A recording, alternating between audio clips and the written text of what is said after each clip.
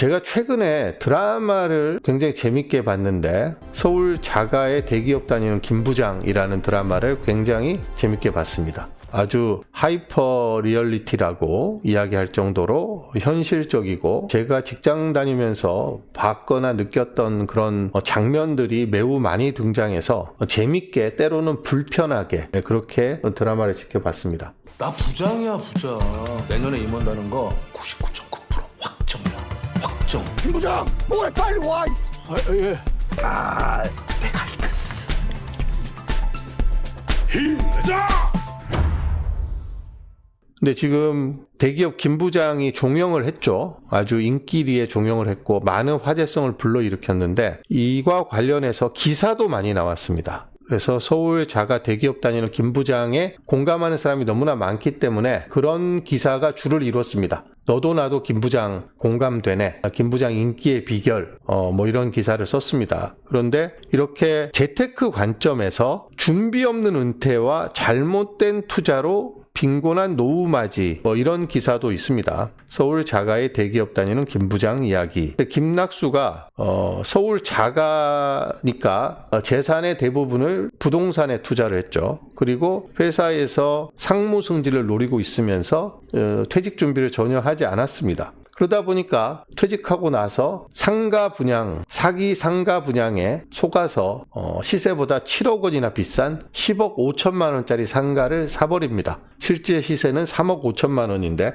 드라마 속에서는 그렇습니다. 3억 5천만 원짜리 상가를 속아서 10억 5천만 원에 사니까 원래 갖고 있던 자산도 부동산인데 또 퇴직금 5억 원을 포함해서 빚 5억 5천만 원을 내서 10억 5천만 원을 몽땅 또 부동산에 투자를 합니다. 결국 상가는 사기 분양이라는 게 확인이 돼서 어쩔 수 없이 서울 자가의 집을 팔고 경기도에 있는 소형 아파트, 빌라인지 아파트인지로 이사가는 내용입니다. 그래서 지금 이런 기사는, 이런 재테크 전문가들의 기사는 김 부장이 실제 노후 자금을 잃는 참사가 속출하는 이유가 금융 문맹이기 때문이다. 근데 김 부장이 금융 문맹이었는데 연금저축펀드 IRP 개설하고 금융 공부를 시작해야 된다. 그래야지 김 부장의 실패를 여러분들이 당하지 않을 수 있다. 겪지 않을 수 있다. 이런 이야기입니다. 그래서 직장 생활하면서 그 드라마 속에는 이 김낙수 부장이 돈은 잃었지만 가족을 찾는다라는 행복한 이야기입니다. 서울에 자가 집을 팔고 상가 하나 끌어안고 상가는 아들이 쓰고 본인은 세차장을 하고 부인 명세비는 공인중개사 자격증을 따서 취업을 하면서 자기만의 부동산 중개업소를 차릴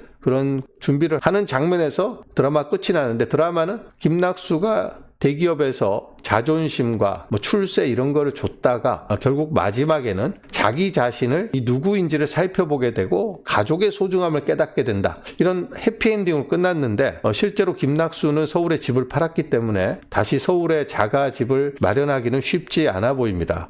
그래서 드라마만큼 드라마에서는 해피엔딩인 것처럼 끝났지만 실제 김낙수의 삶이 그 이후에 해피엔딩일지는 모르는 일이죠.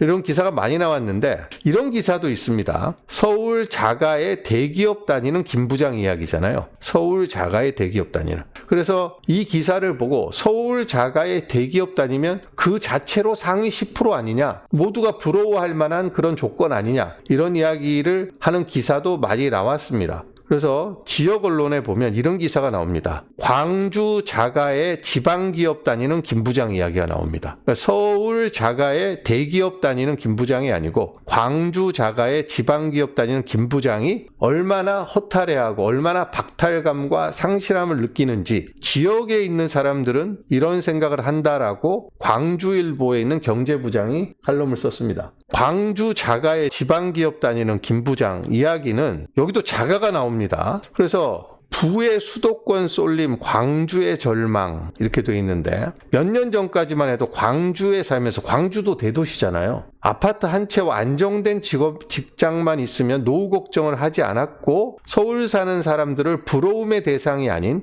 교통난과 높은 물가로 고생하는 불행한 이들로 여기기도 했다. 하지만 지역의 부동산 값이 서울만큼 오르지 않으면서 이런 생각들이 다 깨졌다는 거죠. 서울 아파트 값은 계속 오르는데 광주 아파트 가격은 떨어졌고, 광주의 오피스텔 공실률은 전국 2배고, 충장로, 금남로 중심 상권의 공실률은 40%고, 미분양 수는 7,200세대이고, 그런데 수도권 부동산 열기는 식지 않고 있다. 정부가 집값을 잡는다면서 수도권에 135만 호, 연평균 27만 호 신규 주택을 공급하겠다고 발표한 것도 오히려 지역민들을 허탈하게 한다. 왜? 서울에 집을 많이 지으면 지방에 집을 안 짓는다는 거죠. 그러면서 주요 건설사들이 수익성이 낮은 지방 신축 사업을 포기하고 정부 지원이 집중된 수도권으로 발길을 돌리고 있다. 대표 사례가 포스코 건설이 4,300여 세대 아파트 신축 사업을 포기했다. 이게 포기하니까 지역 건설업체는 설계, 골조, 자재 등 건설 생태계가 무너지고 있다는 경고도 나온다. 그래서 지역민이 느끼는 정서는 이제 박탈감을 넘어서 분노로 번지고 있다고 진단을 했습니다. 광주 시민 정신건강 실태 조사에 따르면 경제적 이유로 불안과 우울을 느꼈다는 응답이 63%, 상대적 박탈감을 느꼈다는 응답은 48%에 달하고, 소비 심리가 급속히 위축돼서 신용카드 사용액이 줄고 외식과 쇼핑은 감소세고, 그래서 악순환이 계속되고 있다. 구조적 불평등이다. 경기 침체가 문제가 아니다. 라고 이야기를 하고 있습니다. 자, 서울 자가 대기업 다니는 김 부장 이야기도 그 안에 보면 부동산 이야기입니다. 결국은 김 부장이 갖고 있는 서울 자가, 우리나라에서 서울 자가가 갖고 있는 어떤 든든함과 자신감, 그 상징적인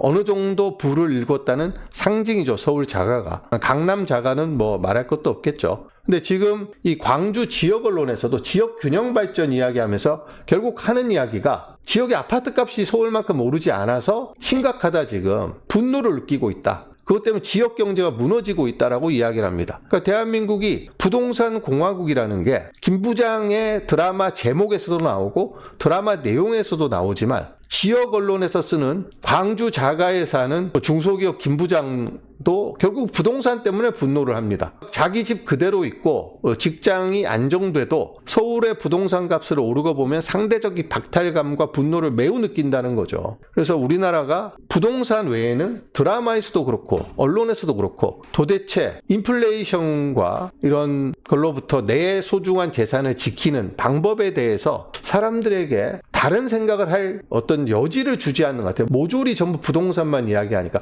드라마도 언론도 모두 부동산만 이야기합니다. 서울 자가냐 광주 자가냐 이런 이야기만 하니까 다른 데로 눈 돌리기가 굉장히 어려운 환경을 만들고 있습니다. 지금 재테크를 강요받는 시대이기 때문에 저축을 하면 거지가 됩니다. 월급 생활자들이 월급을 모아서 부자가 되겠다는 생각은 아주 잘못된 생각이죠. 연평균 인플레이션이 10%에 이르는데 임금은 오르지 않습니다. 제가 KBS를 23년 동안 다녔는데 임금이 제대로 오른 적이 거의 없습니다. 부동산 값이 4배, 5배 오르는 동안 KBS 다니는 제 임금은 물가 상승률도 못 쫓아갔습니다. 그러니까 월급 생활자들은 대부분 비슷한 그런 상황에 처해 있을 거라고 생각합니다. 월급 오르는 거에 비해서 자산의 상승 속도가 너무나 빠르기 때문에. 그래서 뭔가 우리의 재산을 이 약탈적 인플레이션으로부터 지키기 위해 우리가 고민을 하고 공부를 해야 된다는 거죠. 지금은 재테크를 하지 않는 게 최대의 리스크입니다. 재테크를 강요받고 있습니다. 그러면 어떻게 재테크를 해서 우리의 소중한 재산을 지켜야 될 것이냐, 불려야 될 것이냐, 여기에 관심을 갖는 게 당연한 이야기죠.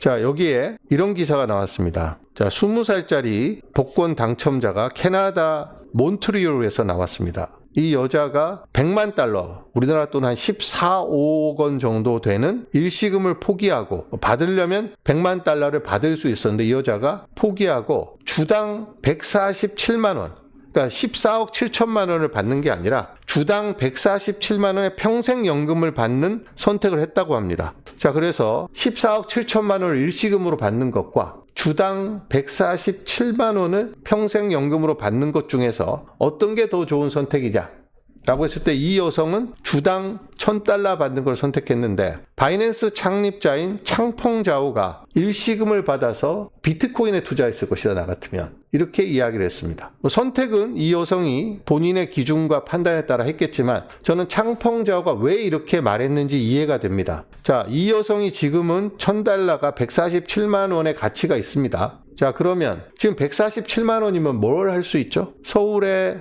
아파트 월세? 아마 서울의 소형 아파트 보증금을 5천만 원이나 1억 정도 주면 서울 변두리 혹은 서울의 아주 핵심 지역이 아닌 곳에 월세를 147만 원이면 낼 수 있을 겁니다. 근데 이 여성은 주급으로 147만 원을 받으니까 한 달이면 한 600만 원이 조금 넘겠네요. 그러면 월세 내고 기초적인 생활이 지금은 가능할 텐데 문제는 이 여성이 받는 $1,000가 물가 상승률을 고려하지 않고 정액으로 계속 $1,000를 받는다는 겁니다. 이 여성이 지금 20살이니까 60살이 됐을 때 40년이 지났을 때 주급 $1,000는 어느 정도의 가치가 있을까요? 이 여성이 만약에 받는 돈을 받는 즉시 족족 생활비라든지 용돈으로 다 쓴다고 치면 남는 게 없겠죠. 그러면 이 여성은 아마 60세가 되면 혹은 50세 그 이전에 다시 돈을 벌러 나가야 될 겁니다. 그때 되면 $1,000의 가치가 지금의 한 10분의 1 정도 되지 않을까요? 10분의 1 정도면 한 달에 60만 원? 60만 원입니다. 60만 원. 60만 원 정도 받아갖고는 생활이 안 되죠. 그러니까 이 여성은 지금 인플레이션을 지금 당장에 안정적으로 돈을 받는 거는 좋지만 인플레이션을 방어할 수가 없습니다. 지금처럼 정부가 피아트 머니를 계속해서 찍어내고 있고 핵심 자산은 인플레이션 때문에 계속해서 올라가고 있으면 이 여성은 나중에 $1,000를 주급으로 받는 선택을 후회할 수도 있다는 게 창펑자오의 이야기입니다. 그러면 어떻게 해야 되느냐? 1억 원, 14억 7천만 원이죠. 100만 달러를 받았으면 그걸로 핵심 자산을 사는 게 더 이익이라는 이야기입니다. 그러니까 서울의 아파트 중면 100만 달러면 살 수 있는 아파트가 꽤 있잖아요. 그러니까 창펑자오 이야기는 본인은 바이낸스 설립자고 암호화폐 산업에 뛰어들어서 거기서 인플루언서고 암호화폐 투자 업계에서 아주 성공한 인물이기 때문에 당연히 창펑자오 입장에서는 그 돈으로 비트코인을 사는 게 더 좋다라고 이야기를 할 거지만 창펑자오의 이야기를 다른 식으로 좀 확대해서 본다면 그걸로 핵심 자산에 투자를 해야 된다는 이야기일 겁니다. 그래서 만약에 비트코인에 투자를 해서 지금 14억 7천만 원 비트코인 몇 개 살 수 있죠? 비트코인이 지금 1억 2천만 원대로 떨어졌습니다. 그럼 열 몇 개나 살 수 있잖아요, 비트코인을. 한 12개, 3개 정도 살 수 있을 것 같은데. 그러면 마이클 세일러가 비트코인이 연평균 21%씩 오른다고 했습니다. 물론 마이클 세일러의 말처럼 될지 안 될지는 지켜봐야 됩니다만 지금까지 비트코인의 가격은 연평균 30% 이상 성장을 해왔습니다. 그러니까 14억 7천만 원으로 비트코인을 절반 사고 이를테면 조그만 아파트를 한 채 사는 게 훨씬 더 좋은 투자가 아닐까? 인플레이션으로부터 지킬 수 있으니까. 그리고 그 아파트를 월세를 놔서 그 수익으로 주급 147만 원만큼은 안 되겠지만 그걸로 생활하는 게 훨씬 좋은 방법일 거다. 뭐 이런 이야기입니다. 저는 제가 만약에 이 여성이었으면 저도 일시금으로 받아서 비트코인을 샀을 것 같습니다. 비트코인 열 몇 개나 사면 만약에 캐시우드의 전망처럼 2030년 말에 120만 달러가 되면 10개만 해도 1200만 달러 아닙니까? 그러니까 훨씬 더 나은 투자가 되는 거죠. 다시 김 부장으로 돌아가서 김 부장이 퇴직금을 무려 5억이나 받더라고요. 희망퇴직을 했는데 저도 희망퇴직을 했는데 저는 김 부장보다 훨씬 적은 퇴직금을 받았습니다. 그 희망퇴직금을 많이 주는 회사가 아니라서 근데 김 부장이 5억 원을 받고 5억 5천만 원을 대출을 받아서 상가를 샀는데 제가 만약에 김 부장이었으면 5억 원으로 비트코인을 샀으면 지금 4개를 살 수가 있습니다. 비트코인 4개를 사서 투자를 해놓고 그러면 서울의 자가 아파트도 지킬 수 있었죠. 그러고 나서 세차 작업을 하든지 아니면 아들이 하는 사업을 도와주든지 부인이 하던 부동산업을 도와주든지 아니면 저처럼 비트코인 공부를 계속해서 열심히 하든지 뭔가 하는 방법을 선택했으면 좋지 않았을까. 아마 김 부장은 극중에서 비트코인의 존재를 전혀 모르는 그런 사람으로 보입니다. 그래서 지금 김 부장과 같은 많은 그런 비슷한 처지에 있는 사람들이 대한민국에 있을 텐데 이들이 그냥 금융자산, 주식이라든지 부동산이라든지 미국 주식이라든지 IRP라든지 이런 것만 공부할 게 아니라 조금 더 확장해서 비트코인을 좀 공부를 해보면 어떨까? 그러니까 5억 중에 다는 아니더라도 절반만 비트코인을 사도 2개는 살 수 있잖아요. 만약에 저는 김 부장이 5억 중에 비트코인을 2개를 샀으면 저는 5년 뒤, 10년 뒤에 노후 걱정할 일이 없다고 생각합니다. 김 부장이.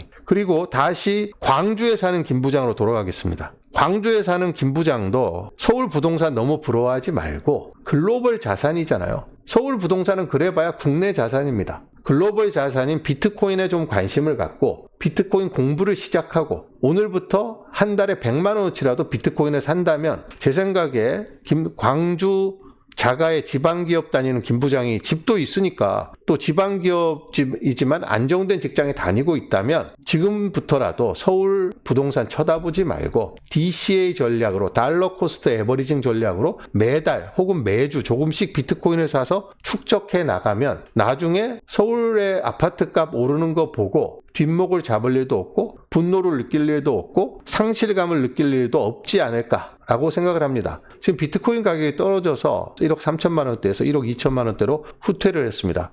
저는 여전히 비트코인이 세일을 하고 있다고 생각하고 글로벌 채택이 계속해서 확장돼 가고 있기 때문에 비트코인 가격의 등락에 너무 신경 쓰지 말고 최소 4년 이후를 내다본다면 비트코인에 투자하는 게 지방에 있는 김 부장에게도 서울에 있는 김 부장에게도 부장이 아닌 과장과 대리 사원에게도 좋은 선택이 될 수 있을 거라고 생각합니다. 그러기 위해서는 가격의 등락에 흔들리지 않는 자기만의 철학과 믿음이 있어야 됩니다. 그 철학과 믿음을 가지려면 비트코인이 뭔지 공부를 해야 되겠죠. 국제적으로 국가들이, 은행들이, 월가가 비트코인을 어떻게 채택하고 비트코인을 수용하고 있는지, 비트코인이 갖고 있는 비전과 내러티브가 현실에서 어떻게 지금 받아들여지고 있는지 이런 거를 공부하고 알게 된다면 휘둘리지 않습니다, 여러분. 그래서 오늘은 서울 김 부장과 광주 김 부장 이야기를 함께 해봤습니다.